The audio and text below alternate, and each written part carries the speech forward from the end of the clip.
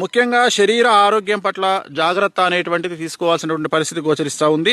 మరీ ముఖ్యంగా ఇంగ్లీషు మందులను వాడండి. ఇతరత్రా ఏవేవో చెప్పినటువంటి నాటు మందులు కాకుండా ఇంగ్లీషు మందులు వాడి మీ ఆరోగ్యాన్ని కాపాడుకోండి, లేదంటే మీరు హాస్పిటల్లో అడ్మిట్ కావాల్సిన పరిస్థితి వస్తుంది. అలాగే ఆకస్మిక ప్రమాదాలు మరియు వాహన ప్రమాదాలు కనిపిస్తూ ఉన్నాయి. మరీ ముఖ్యంగా అగ్నిభయం కలిగేటువంటి అవకాశం కనిపిస్తూ ఉంది. కాబట్టి జాగ్రత్తగా ఉండండి. అలాగే ప్రయాణాలు చేసేటప్పుడు కూడా జాగ్రత్తగా ఉండండి.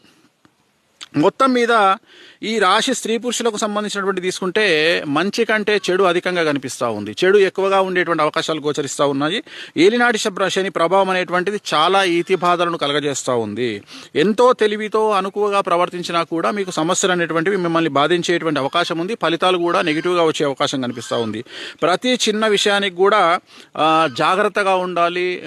కష్టాలను ఎదుర్కొని ధైర్యంగా ముందుకు వెళ్తే కానీ మీరు ఈ సంవత్సరం బయటపడలేరు. అలాగే మీ ధైర్య సాహసాలే మీకు కొండంత అండా అనేటువంటి విషయాన్ని మర్చిపోకుండా ఉండండి. ముఖ్యంగా ఆదాయం మించిన ఖర్చులు, అంటే మీకు డబ్బులు వస్తాయి, బట్ ఆదాయం విపరీతంగా ఉన్న ఖర్చులు కూడా అంతకు మించి ఉంటాయి. సో రుణములు చేయటం, అంత ఆదాయం వచ్చినా కానీ రుణాలు చేయాల్సిన, అప్పులు చేయాల్సినటువంటి పరిస్థితి గోచరిస్తూ ఉంది. అలాగే ప్రతి చిన్న విషయానికి కూడా కలత చెందేటువంటి అవకాశం కనిపిస్తూ ఉంది. ముఖ్యంగా చేయు వ్యవహారంలో యందు వ్యతిరేకత, ప్రయాణంలో యందు ఇబ్బందులు మనం చెప్పుకున్నాం ఆల్రెడీ.